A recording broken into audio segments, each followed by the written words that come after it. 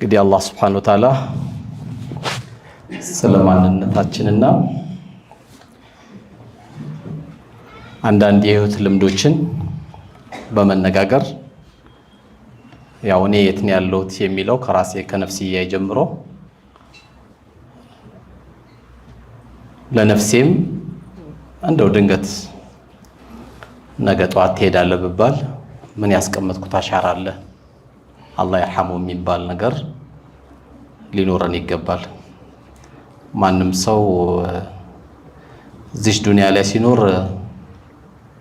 ስለራሱ ብፌና ስለራሱ 00 መኪና ብቻ ስለራሱ ፎቅ ብቻ እያሰበ የሚሄድ ከሆነ ድንገት እኛውም ብዙን ጊዜ የዚህ አይነት ሰዎችን ስናያቸው ተመቻቸው ተሳካላቸው ብለን ነው የምናወራውና በትክክለኛ መኖርም ያልጀመሩት በራቸውን ቆልፈው ለራሳቸው የሚኖሩ ሰኞም ለራሳቸው ማታም ለራሳቸው ሳምንቱ ሙሉ ለራሳቸው የሚኖሩ ሰዎች ያው ኖሩ አይባልም።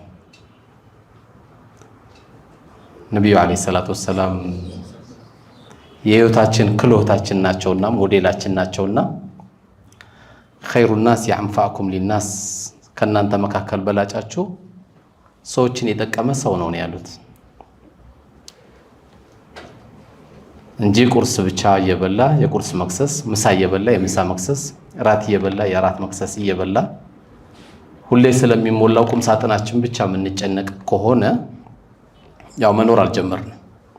ከኔና ካንተ ከኔና ካንቺ ጀርባ ሰዎች እየተለወጡ ካልሄዱ ለሆኑ ሰዎች ቢያንስ የጆሮአችን መስሚያ ካፒታል ካልሆናቸው መኖር አልጀመርንም። ይሄን እንግዲህ ያነሳውበት ርዕስ ምንድነው? ዓለም በየጊዜው ከፍተኛ ቁጥር ሰው እንዳለ ይነገራል። ችግሩ ግን ሰዎች በጠፉበት ጊዜ ሰዎችን ማጣታችን ነው።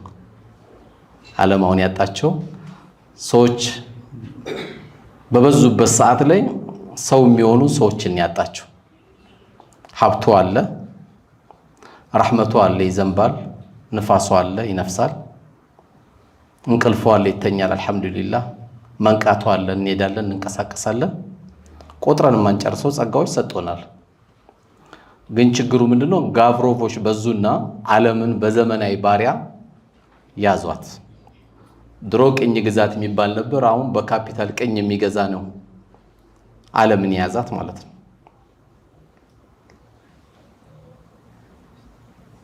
እንግዲህ እኛም ደግሞ ለዚህ ምድር ላይ ዑስማን ሲነሳ ዑስማን ኢብኑ አፋን ከሞተበት ጊዜ ጀምሮ እስካሁን ይወቅፈዋል። የመዲና ሰዎች አሁንም ይጠጡታል እስካሁን አሉ። ብዙ ሰሃባዎች የእርሻ ቦታቸውን ሰጠው እንደና አብዱራህማን ኢብኑ አውፍ እስካሁን ሰው እየተጠቀመባቸው።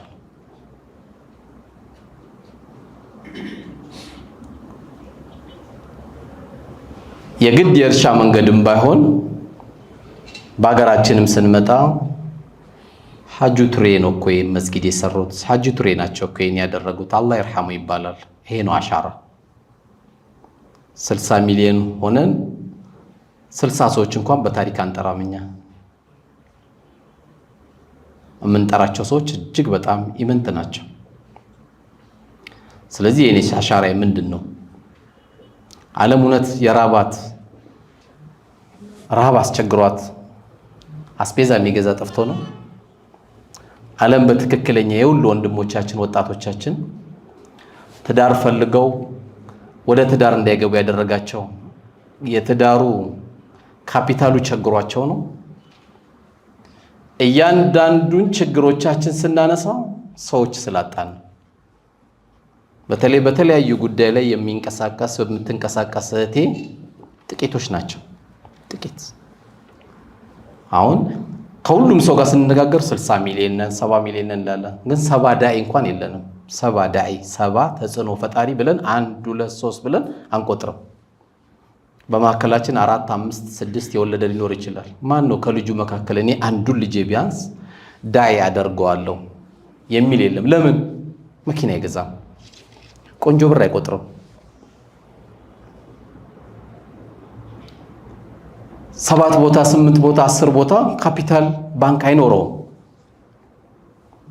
ምክንያቱም በኢትዮጵያ ኑሮ ዳዒው ተጣጥሮ ካልኖረ ራሱ የሚሰበር ድንጋይ እየሰበረ ካልሰራ ካልተጣጣረ በሰው ኪስ ዲፔንድ ይሆንና የሚፈልገውን ሐዲስ እንኳን ማስተላለፍ አይችልም። ያንቋል። በቃ የሆነ ሐዲስ ሊናገር ሲል የሆነ ሀብታም የሰጠው ሰደቃ አለ፣ ያንቋል ሐዲሱ። አሁንም እኛ የሚያጣ ነው ይሄንን ነው። ከዳዒ የለንም።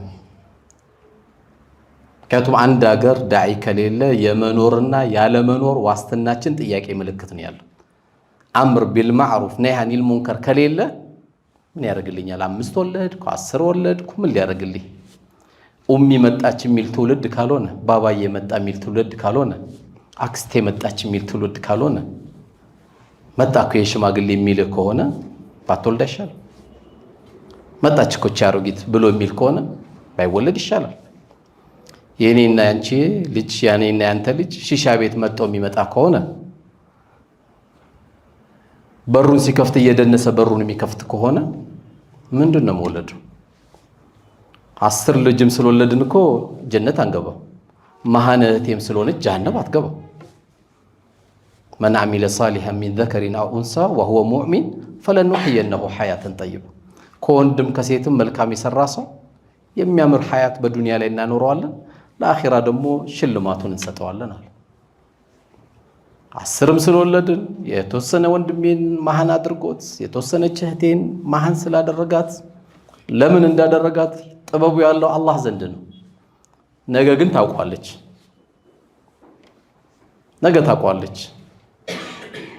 ግን ታርጌታቸው የሚሆነው ሙእሚኖች ስለ 7 መውለድና ስለ 5 መውለድ ሳይሆን ምን አለ አንድ አሻራ ጥዬ የሚሄደው ከፍ ያለ ሐያት አይደለም ጭንቀቱ። አላህ ዘንድ የሆነች ታርጌት አለች። ያቺ ታርጌቱ እንድትሳካለት የሆነ አሻራ መጣል ይፈልጋል። ለመኖርማ ቆንጆ የኖረች እኮ እናታችን አሲያ አለች አይደል? እንደ እናታችን አሲያ የኖራል እንደ ኑሮ የቤተ መንግስት ኑሮ ከቤቶቿ ደግሞ መካከል የአባይ ውሃ የሚፈስበት ቤት ውስጥ ነው ያለችው። ጧት ብፌ ነው፣ ማታ ብፌ ነው፣ ምሳ ብፌ ነው። ከዚህም ወታደር ነው፣ ከዚህም ወታደር ነው። የምታክል ግን አልለወጣትም ማንነቱ።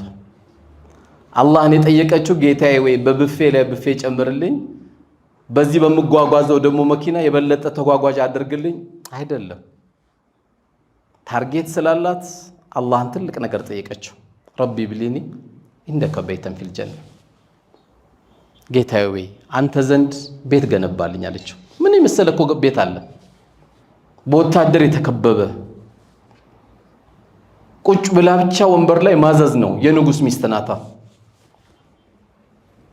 ግን የዱንያ ሐያት ስለገባት ያ አቅፋው ምተኛው እንኳን ባል አልፈለገችው። ረቢ ብሊኒ ኢንደከ በይተን ፊል ጀና ወነጂኒ ሚን ፊርዓውን አለች። ከዚህ ካረመኔም ፊርዓውን ባሏን ሐቅ ሲመጣ ኢማን የሚባለው ትንሽ እዚህ ጋር ቁጭ ሲል ባል የለም ሚስት የለም። ለምን ባፈቅራትም ብታፈቅረኝም ወይ ቀድማኝ ትሞታለች ወይ ቀድሚያ ትሞታለሁ። ግን ትልቁ ፍቅር ማሰር ያለበት ከአላህ ጋር ስለሆነ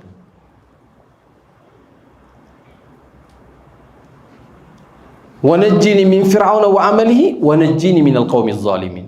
እሱ ብቻም ሳይሆን ከሱ ጀርባ ያሉት በደለኞች ሁሉ ከነሱ ተንኮል ጠብቀኝ ብለው ዱዓን ያደረገችው እናታችን አሲያ ያ አረመኔ ለዕነቱላህ ዐለይሂ ፊርዓውን እየቀጣት እሷ ግን ትስቅ ነበረ። ነቢዩ ዐለይሂ ሰላቱ ወሰላም ለምንድን ነው እናታችን አሲያ እየተቀጣች እንኳን አንድን ሴት አይደለም ወንድ መቀጣት የማይገባው ቅጣት እየተቀጣች ለምን ትስቃለች ሲባል አላህ መስተንግዶን ጀነት እያሳያት ነው። እነሱ ከስር ይቀጣሉ፣ እሷ ከላይ ትስቅባቸዋለች። ቤቷን እያሳያት ነው። ለምን ረቢ ብሊኒ ኢንደከ በይተን ፊል ጀና። ቃሉን ጠባቂ አይደለም አላህ። ጌታዬ ወይ አንተ ዘንድ ቤት ገንባልኝ ነው ያለችው። አላህ ደግሞ ስላለችው አይዞሽ የውመል ቂያማ አይደለም ይው ያላት መስተንግዶ። በእርግጥ ማንም ሙእሚን ቀብርም ሲገባ አላህ መስተንግዶን ያሳየዋል። መስተንግዶንም ስላየ አላሁመ አቂም ሰዓ ይላል። ጌታዬ ቂያማን ቶሎ አቆማት ይላል። ቶሎ ያቺ ቤት ለመግባት ፈልጉ። ስለዚህ እኔ ኑሩ ቱርኪ፣ ወንድሜ መሐመድ፣ እህቴ ፋጢማ ምንድነው ለራሳችን ያደረግናቸው አሻራዎች ምንድናቸው?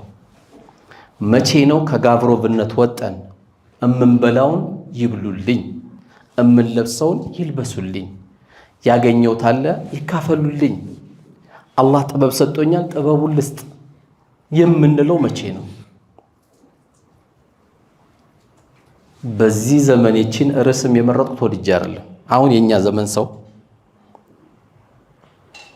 ረጅም ሰዓት ሐዲስ የሚነግረው ሰው አይደለም የሚፈልገው። 30 ደቂቃ ዳዋ ታደርግለታለህ፣ 30 ደቂቃ ደግሞ አስቤዛ ይፈልጋል። ርቦታል። መራብ ከኩፍር የቀረበ ነው እኮ አይደል? እንዲህ ያሉት አልይ ኢብኑ አቢ ጣሊብ ሰው ሆኖ ባገኘው ኖሮ ደህንነት አንገቱን ቆርጠዋለሁ አሉ። እኔ ሩዝ በሐኒድ በልቼ መጥቼ በኋላ ላይ ደግሞ ኬኩን በልቼ መጨረሻውን ማኪያቶ ጠጥቼ እናንተ ላይ በደንብ አድርጌ ዳዋ አደርጋለሁ። ኢነል ሐምዱሊላህ ብዬ ለምን መረቅ ሞልቷል እዚህ ጋር። ማህበረሰቡን አሁን ልናናግረው የምንችለው በተግባራዊ ዳዋ ነው። መሬት ካልወረድክ ምንም። ለምንድን ነው ሰው ኢማሞቻችን ሲመጡ የማይንቀጠቀጠው? ለምንድን ነው? ድሮ የሆነ ኢማም ስታይ ደንገጥ ትላል። እንኳን ኢማም አይደለም የሌላ እምነት ተከታይ ቄስ ስታይ እኮ ደንገጥ ትላል። ለምን ይመስላል? በአብዛኛው የሃይማኖት አባት መሬት አልወረድ። ለቅሶ ላይ አታገኛቸው፣ ኒካ ላይ አታገኛቸው። ፍቺም ካለ ችግር የለም። ከሚገላት ከምትገለው ፍቺም ሱና ነው፣ ችግር የለም። ፍቺ ላይ መገኘት ያለባቸው። ወንድማችን ጠፋ። ለምን ጠፋ? ምን ሆኖ ነው የጠፋው? በኋላ ላይ እኮ ታገኛለህ። ድንገት ጀማዓ የጠፋው ያ ወንድም የ1000 ብር መድኃኒት እኮ አጥቶ ሊሆን ይችላል። ሰላተል ጀማዓ 40 ጥቅም አለው ሲባል እኮ አንዱ የጠፋን ወንድም የምታገኝበት ነው። እኛው እንኳን የጠፋ ወንድማችን ለማግኘት ይቀርና ሰላም አለይኩም ወራህመቱላህ፣ ሰላም አለይኩም ወራህመቱላህ ወደ ጫማው ነው የሚሄደው። አስተግፊሩላህ አላሁማ አንተ ሰላም ሊቀርና ወደ ጫማው። ምንድነው ልጅ እንደው ምን አይነት ቢዝነስ ነው የሚሰራው ብለህ ደግሞ ስደነግጥ መስጊድ በራፍ ላይ ነው አሰላሙ አለይኩም አሁን ከሰላት ወጥቼ ነው ብሎ ነው የሚያናገረው። ይደርሳል። የሆነ ሰዓት ቢዝነስን በደንብ አድርገህ ታሯሩጣለህ። የሆነ ሰዓት ደግሞ ለአላህ የምትሰጠው ሰዓት አለ። አንድ ያለች ናት። ሰዎች ለዱንያ ላይ እኮ ሰዎች በነፃ ገብተው አትርፈው የሚወጡበት አንድ ቦታ ብቻ ነው። እሱ መስጊድ ነው። ስትገባ በነፃ ነው፣ ግን ሸቅለ ነው የምትወጣው። ሰፈር ከሰገድክ 27 መስጊድ ላይ፣ ሐረም ከሄድክ 100,000፣ አንድ ቀን ካሳለፍክ ሐረም 500,000፣ አንድ ሳምንት አሳልፈ ስትመጣ 3,500,000። አሁን በቁጥር ያጓጓ፣ ግን ሁላችሁም ትቆሙ ነበር። ብር ብል ኖሮ አይደል? በሂሳብ እናደርግ። አዎ ከብር በላይ ነው።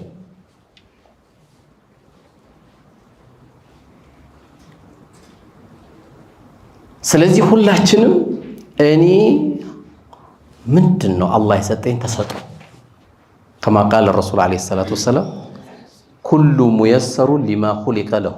ማንኛው ሰው አላህ የተፈጠረ ሰው ለተፈጠረለት ነገር ያገራለት ነገር አለ። ሄዶ በሐዲስ ያሳምንና የሆነ ነገር አሳክቶ ይመጣል።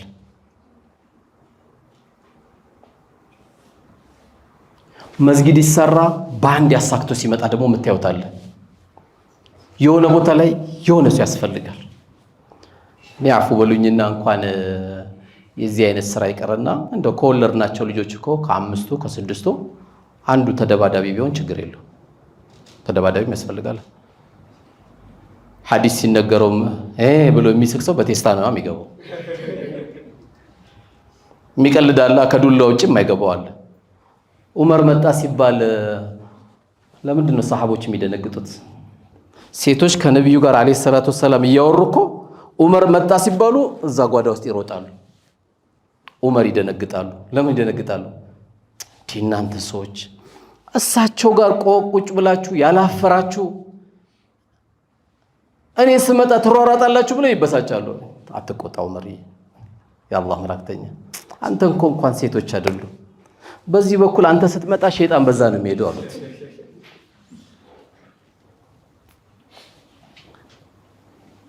ስለዚህ እኔ አላህ የሰጠኝ ክሎት ምንድን ነው? አንዳንዴ ቀደም ሲተዋወቅ እየሰማው ነበረ። ኑሩ ቱርኪ እንደምታውቁት የቲሞችን ያሳድጋል፣ ጉርጓድ ያስቆፍራል ምናምን ስትሉ ነበር። ለምንድን ነው እናንተ የቲም አትከባከቡት? ምን ሰርተን ነው የምንሄደው? ያንተ ልጅ ነው እኮ ማሳድገው። እያንዳንዱ እህቴ፣ እያንዳንዱ ወንድሜ አንድ ልጅ አባቱ ከሞተ ጊዜ ጀምሮ እኮ ሁላችንም አባት አድርጎናል። የቲም እኔ ለልጄ ከምገዛው ልብስ በላይ ልብሱ ሊያምር ይገባል። ለልጄ ከምገዛው በላይ ለምን? የዓለም ሙስሊም ሁሉ በየቲሙ ጉዳይ ተጠያቂ አላህ ስላደረገው። ወይስአሉነከ አኒል የታማ ቁል ኢስላሁም ለሁም ኸይር። ስለ የቲሞች ይጠይቀዋል። ለየቲሞች መልካም ዋልላቸው አይልም እኮ ቁርአኑ፣ ዋሉላቸው። አየሁላችንም ሲያናግር እኛ ለምንድን ነው አድናቂ የምንሆነው? ለምንድን ነው ተደናቂ የማንሆነው? አላህ ፊት ለምንድን ነው የማንሰራው? 10 ሆነን እንኳን የሰፈር ሶሻል ላይፍ እህቴ ቢያማት ወንድሜ ቢያሙ ተባብለን እንኳን ለመሰባሰብ እንቸገራለን። በተለይ ትንሽ ሳናስበው የሆነች ቆንጆ ገንዘብ ካገኘን በቃ የሚያናግር ሰው ሁሉ ገንዘብ የሚመስለው ሰው አለ። እንትና ሞተ ሲባል ጉዳይ የለውም። በቃ ይሞታ፣ በእኔ አደም የማይሞት አለ ይላል። እንትና እኮ የሐኪም ቤት አጥቶ እንትናል፣ በቃ አላህ ትረፍ ካለው ይተርፋል፣ ካልሆነ ይሞታል ይላል። አሁን ይሄ ከአንድ አቅለኛ እኮ አይባልም። እንትና ታመመ ሲባል ይሮጣል። ይሮጥና ምንድነው ችግሩ? አይ ግሊኮስ አጣው ነው፣ መድኃኒት አጥቶ ትሮጣል። ደረቅ አለ በቃ። በሰው ህመም ደረቅ፣ በሰው ማጣት ደረቅ፣ በሰው ችግር ደረቅ የሚሆናል። ሙእሚን አይደለም ባህል። አንድ ሰው በትክክለኛ ልቡ ላይ መልካም ነገር ገባ የሚባለው ስስ አለ። ስስ ሙእሚን ደግሞ ስስ ነው። አንዳንዴ ኮልፌ ቅር የሚለኝ ነገር አለ። እየሰማኝ ነው። ኮልፌ ቀብር ስንሄድ አንዳንድ ዳዋ የሚያደርጉ ዳዋዮች አሉ። ባካችሁ ማልቀስ አይፈቀድም ምን ይላሉ። ከየት ነው የመጣው? አታልቅሱ የሚል ዲን አለ እንዴ? በጣም ይገርመኛል። ማልቀስ ራሱ እኮ ወንድም ሞቶ፣ እህት ሞቶ፣ እናት ሞቶ ማልቀስ ሱና ነው። በቃ ይሊልና እንባው ድርቅ ሲልበት አታልቅሱ ብሎ ይጣላል። ለራሱ እምቢ ብሎት ነው እኮ። አልአይኑ ተድማ ወልቀልቡ ያሕዘን ወኢና ሊፊራቂከ ያ ኢብራሂም ለመሕዙኑን። አይን ታለቅሳለች፣ ልብ ታዝናለች። ልጄ ኢብራሂም ካንተ በመለየቴ በጣም አዝኛለሁ አሉ ረሱል። ሰው ነው እኮ የሞተው። የተከበረ ሰው ሞቶ ብዙም ጊዜ የምጣላበት። እንደውም አንዳንድ የቀብር ላይ ዳዕዋ ባይደረግ ይሻላል። በቃ ሰው ጀናዛ እያየ ቀብር እያየ ቀብሩን አክብሮ ወደ ነፍሱ ተፈኩር አድርጎ ቢወጣ ይሻላል። ሁሌ የሚቆጡ ወንድሞች ያለው ቀብር ላይ አታልቅሱ። የተከለከለው ድምፅ ማውጣት፣ ልብስ መቀዳደድ፣ ፊትም መቦጫጨር ይሄ የጃሂልያ መገለጫ ነው ተብሎ እንጂ ወንድምን የሚያክል ሱብሃንአላህ እህቴን የሚያክል አብራኝ ትላንትና የነበረች አብሮ ትላንት የነበረ ወንድም እንዴት አታለቅስም? ለዚህ ነው አንድ ሰሃባ 9 ልጆች አሉ፣ አንድ ቀን ስሚያቸው አላቀም ሲሉት ረሱል በጣም ገረማቸውና ታዲያ አላህ ያደረቀህን ልብህን እኔ ከየት ላምጣልህ አሉት። ስሟቸው አያውቅም ልጆቹ። 9 ልጅ ወልጅ ያለው ስሚያቸው አላውቅም። የዚህ አይነት ሰዎች አሉ። በቃ ድርቅ ደግሞ የሚገርመው እኮ የዲን ሰው ነው የሚመስሉት። ድርቅ በቃ ሰላም ስትለው ፊቱ አይፈታም፣ ወጪ የቀማ ሆኖ የሚመስለው ድርቅ ያለ በቃ የእስልምና ያውቀው ለማንም ከብዶ የማያውቀው መልእክተኛ ነው ያለ። ዓለም ከሳቸው ውጪ የሚድንበት መንገድም የለም በሁሉ። ይሄን እስልምናችን ወደ መሬት የምናመጣ ከሆነ እኔም አላህ በሰጠኝ ስራ ተግባሬን ማሳየት አለብን ካልን ወላሂ ብዙ እንሰራለን። እንደዚህ ዘመን ደግሞ ሰዓት ዳዕዋ የምናደርግበት የለም። እኛ ዳዕዋ እናደርግም። የ11 ዓመት ልጅ ከረባት አዝሎ ኢሳን አለይሂ ሰላም ተቀበሉ ሲባል የኛ ሙስሊሙ ዳዕዋ ያደርግም አይደለም። ወይኔ ቂያማ ደረሰ እኮ ምን ነው ሲባል የ11 ዓመት ልጅ እኮ ዳዕዋ አደረገልኝ ይላል። ቂያማ ያቆምኩ አንተ ነህ። ቂያማ እንዳይቆም ከፈለክ ሄዳ አውቶቢስ ተራ ታክሲ የሚቆምበት ቦታ እየሄድክ ቁሉ ላኢላሃ ኢለላህ ቱፍሊሑን ላኢላሃ ኢለላህ በሉ ሰላም ትወጣላችሁ። እሱ እኮ በቃ ያጓጓው ጀነት አለ። የ11 ዓመት ልጅ ውዱድ እኮ እናያለን። ቦርሳ ይዞ ከረባቱን አድርጎ አላያችሁም እንዴ? የ11 ዓመት ልጅ ምን አጠፋ? አማናውን ሊያደርስ ነው እኮ ጀሃነም እንዳትገቢ ጀሃነም እንዳልገባ ብሎ ነው እኮ። በሱ የገባው ይሄ ነው። የግድ እኛ ለምናደርጋቸው ነገሮች የግድ ዳኢ መሆን አይጠበቅብንም። ዳኢ ማበረታታት ግን ዳኢነት ነው። የደከሙ ነገሮችን ካሉ ማበረታታትም ዳኢነት። ያልሰራነውን ስራ በሰሩ ሰዎች ላይ ብቻ ከንፈር መማጠጡ ተገቢ አይደለም።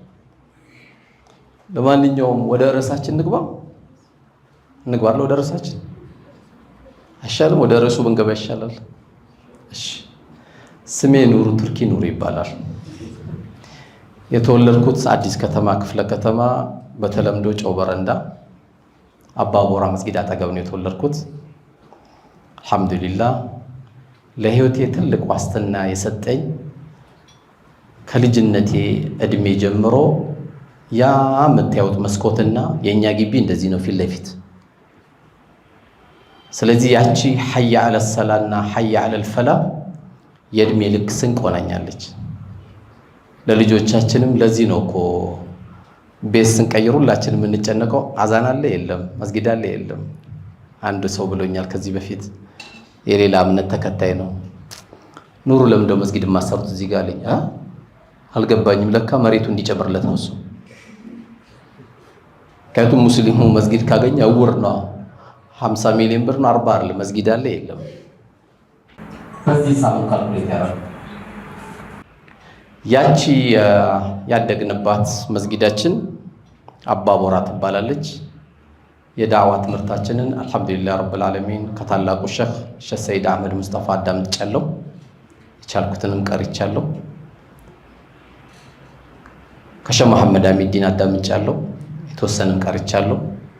ከሼህ ሙሁዲንም ቀርቻለሁ። ታላቁ የአጂራፊ ቦታ በአሁኑ ሰዓት እያቀሩ ያሉ ሼህ ሙሁዲን ጋር እሳቸው ጋር ቀርቻለሁ። ከዚህ ውጭ እንግዲህ የተለያዩ ኡስታዞች በማድመጥም ዓለም አቀፍ ከሆኑ ዱዓቶችም አዳምጫለሁ። ነገር ግን ወደ ኋላ አስመልሳችሁ በ7 ዓመት እንደ ኢትዮጵያ አቆጣጠር 1981 አላህ ይርሐሙ አባቴ ሞተ። በሚሞትበት ጊዜ እንግዲህ አሁን ጥሩ ሰዓት ነው። የቲም ሲባል ሰው ይደነግጣል፣ ያካፍላል። የተሻለ ሰዓት ነው። የዛን ጊዜ ግን ትዝ እንኳን የሚላችሁ አላችሁ ኤሌመንተሪ ላይ ክፍያ ነበር። የመንግስት የሚባል የለም፣ ክፍያ ነበር። የዛን ጊዜ ደግሞ ክፍያ 2 ብር ነው። እንዳደነግጡ 2 ብር ሲባል ለምን? የዛን ጊዜ 2 ብሩ ውዱ ነበራት። በጣም ታምራለች። ውዱ አለች፣ አልፈታችም።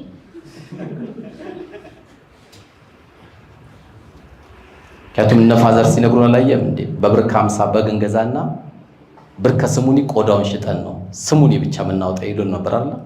ያ ዘመን ታስታውሱ ራሱ በቃ ዘመኑ ራሱ አላህ ይርሐሙ ነው ቆሱ። ያቺን ጊዜ 7 ዓመት የቲም በምንሆንበት ጊዜ ቅድም ለተዘረዘረው ኑሩ ቱርኪ ተብሎ ለተዘረዘረው መገለጫ ትምህርት እንዲሆናችሁ ብዬ ነው። ምክንያቱም በዚህ ስራ ላይ ልገባበት የቻልኩት መነሻ ታሪክም ስላለ ነው። ያው መነሻ ታሪክ ያለው ሰው ደግሞ ብዙን ጊዜ ለስራ ጥሩ ነው። ያው ኳስ የሚያይና ኳስ የሚጫወት እኮ አንድ አይደለም። ኳስ የሚያይ ሰው ሁሌ ተሳዳቢ ነው። ሳተው ዋው ሸፋፋ አላህ ያንሻፍ አላህ ያንሻፍ አግብታል ብዬ ጮዬ እያለ ነው የሚሳደብ። ለምን እንደሳተው ግን ሰውየው ነው የሚያውቀው። በምን መልኩ እንደሳተው ሰውየው ነው የሚያውቀው። ያቺ የ7 ዓመት ህይወት ትልቅ ተጽዕኖ ፈጥራብን ከአባቦራ እንዲገባችሁ አባቦራ ላታውቁ ስለምትችሉ አውቶቢስ ተራም አታውቁላችሁ። ከአውቶቢስ ተራ ስቴዲዮም ለኤሌመንተሪ ትምህርት ቤት መክፈያ 3 ብር ተጨመረ ተብሎ ቂያማ ቆመ። 1 ብሯን ለማግኘት በጣም ከባድ በጣም። ስለዚህ መማር አለብህ። አባትን ያጣኸው ከባድ ነው። እስልምና ዝም ብሎ የቲም ሲል ተራ እንዳይመስላችሁ። ከከባባድ ወንጀሎች ተብሎ የተገለጸው የቲም ነው። የቲም በሚል ብቻ ቁርአን ውስጥ 22 ቦታ አለ። 22 ቦታ ስለ የቲም የገለጸበት ቦታ አለ።